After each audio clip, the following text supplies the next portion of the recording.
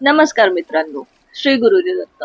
आजच्या या खास प्रवासात मी तुम्हाला घेऊन जाणार आहे संगम, औदुंबर वृक्षाची परंपरा, भस्माचा डोंगर, स्वामी मठ, नाथपंथीय सद्गुरू श्री महाराजांचे मठ आणि काळेश्वर मंदिर या साऱ्या अद्भुत, दिव्य, ऐतिहासिक ठिकाणांच्या दर्शनाला.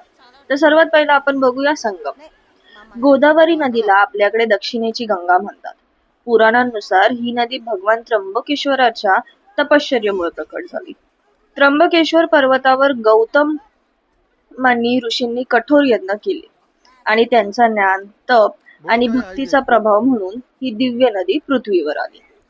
गोदावरी म्हणजे पवित्रता, शुद्धता, सकारात्मक ऊर्जा यांचं मूर्त स्वरूप इतिहासात. अनेक राजवंशांनी सातवाहन, राष्ट्रकूट यादव या नदीच्या काठावर संस्कृती घडवली.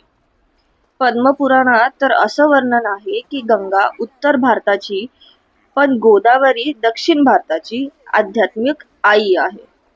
आता ह्या संगमावरती स्नान करण्याचे कारण काय? त्यातले 3 मुख्य कारण म्हणजे पापशालन, आरोग्य, मनोकामना पूर्तता. आता पापशालन म्हणजे काय? श्रद्धेनुसार इथे स्नान केल्याने जन्मोजन्मींचे पाप धुतले जातात. आरोग्य, थंड, प्रवाही, नैसर्गिक नदीचे पाणी शरीरासाठी अत्यंत लाभदायक मानले जाते. मनोकामना पूर्तता. अनेक भक्त आपल्या इच्छेसाठी संकल्प करतात आणि स्नान करून देवाला प्रार्थना करतात. श्रद्धा आणि शुद्धता यामुळे ही परंपरा आजही जिवंत आहे. आता स्नान केल्यानंतर औदुंबराच्या झाडाला प्रदक्षिणा का घातली जाते आणि धाग्याची गाठ का बांधली जाते हे बघूया. औदुंबर हे झाड भगवान दत्तात्रेयाचे स्वरूप मानले जाते. जिथे औदुंबर वाढतो तिथे दत्तात्रेयाची उपस्थिती आहे अशी लोकश्रद्धा आहे.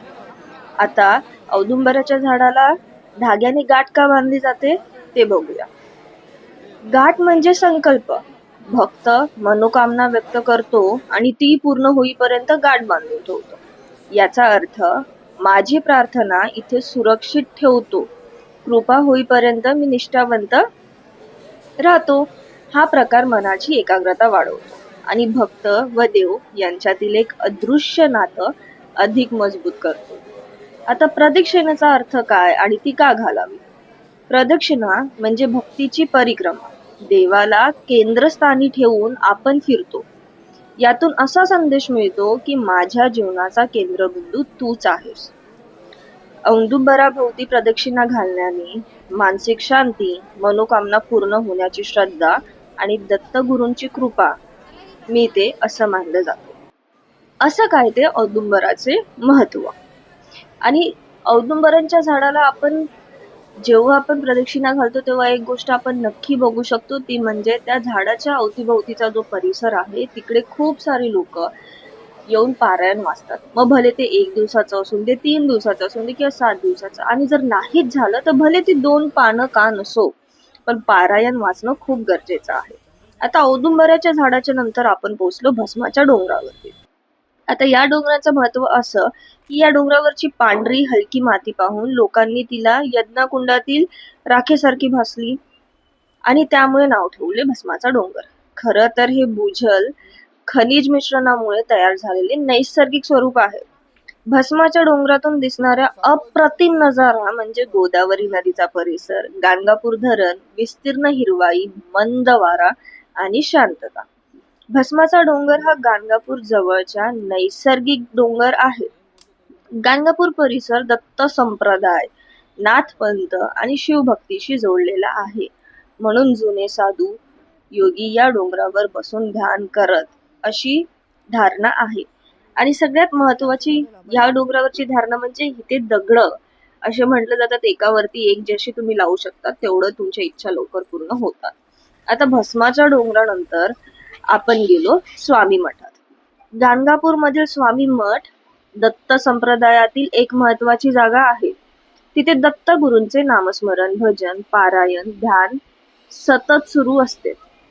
स्वामी मठाचे वैशिष्ट्य म्हणजे अत्यंत शांत आध्यात्मिक वातावरण, दत्त कथेवर आधारित प्रवचने, साधू संतांचा प्रभाव, भक्तांना मिळणारा मानसिक आधार. इथे पाऊल ठेवताच मनातील गोंधळ शांत होऊन भक्तिभाव वाढू लागतो. असं काय ते इकडच्या स्वामी मठाचे महत्व आहे. आणि सगळ्यात महत्वाची गोष्ट म्हणजे हे स्वामी मठ अत्यंत सुंदर अप्रतिम दिसणार आहे. जसं तुम्ही आतमध्ये जाल आणि स्वामींची मूर्ती बघाल तुमचे डोळे भरून येतील. आणि सगळ्यात महत्वाची गोष्ट म्हणजे इथे आतमध्ये आपले पूर्ण वर्षभरात असणारे मराठी सण कोणते कोणते आहेत, त्यांचे महत्व काय, त्यांची पूजा कशी करावी, कशी नाही करावी, हे सगळं तिकडे व्यवस्थितरित्या मांडलेलं आहे, जे तुम्ही आता येणाऱ्या क्लिपमध्ये बघा. आणि त्यातल्या जर तुम्हाला कोणती गोष्टी माहिती नसेल किंवा तुम्हाला कोणती पूजा कशी करायची ते माहिती नसेल तर व्हिडिओ पॉज करून तुम्ही स्क्रीनशॉटही घेऊ शकतात, ते ज्याच्याने तुम्हाला कळेल की कशी पूजा करावी किंवा त्या पूजेचं महत्व काय आहे. ही गोष्ट समजण्यासाठी हे काही त्यांचे प्रयत्न आहेत आणि मला ते प्रयत्न त्यांचं खूप खूप खूप आवडलेलं आहे. तर तुम्ही पण नक्की बघा आणि पॉसिबल झालंच तुम्हाला असं वाटलं तर आवर्जून स्क्रीनशॉट काढा, म्हणजे नंतर तुम्ही जर ती पूजा करणार असाल किंवा तुम्हाला ती गोष्ट माहिती नसेल, तुम्हाला माहिती असेल की हा कशी करावी, त्याचं महत्व काय, ह्या सगळ्या गोष्टी लक्षात ठेवूनच यांनी हा उपक्रम केलेला आहे. तर ते नक्की करा. आता ही आतापर्यंतची आपण पाहिलेली 4 ठिकाणं. आता पाचवं ठिकाण म्हणजे नाथपंथीय सद्गुरू श्री महाराज मठ. खरं असं बघायला गेलं तर मला असं वाटतं ही जागा खूप कमी लोकांना माहिती असावी. तर ह्या जागेचं महत्व काय आणि इतिहास काय ते बघूया. गाणगापूर परिसरात नाथपंथीय परंपरेचाही मोठा प्रभाव आहे. सद्गुरू श्री महाराजांचं मठ, ज्याला लोक बाबाजी ढोंडे भिंगारदे यांचे मठ म्हणून ओळखतात, हा नाथपंथांच्या साधनेचा एक महत्वाचा आधारस्तंभ आहे. नाथपंथ योग, ध्यान, मंत्र आणि साधना यांसाठी ओळखला जातो. इथे साधकांना मिळणारा आशीर्वादाची शक्ती, आध्यात्मिक मार्गदर्शन आणि अंतर्मनाची शांती याचा अनुभव अद्वितीय असते.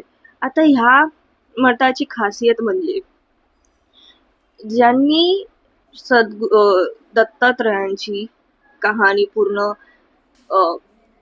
संसारात हे केली, त्यांचे हे मठ आहेत आणि त्यांच्या मठात लोक पण राहतात आणि इथे खूप सारे श्रद्धाळू येऊन त्यांचे तप म्हणावं किंवा पारायण म्हणावं ते करत असतात. पण ह्या मठात तुम्ही असे सुटून जाऊ नाही शकत आणि ही त्यांचे पादुका आहेत आणि ही त्यांची बसण्याची जागा. या मठात तुम्ही असे सुटून जाऊ नाही शकत, तुम्हाला आधी परमिशन घ्यावी लागते.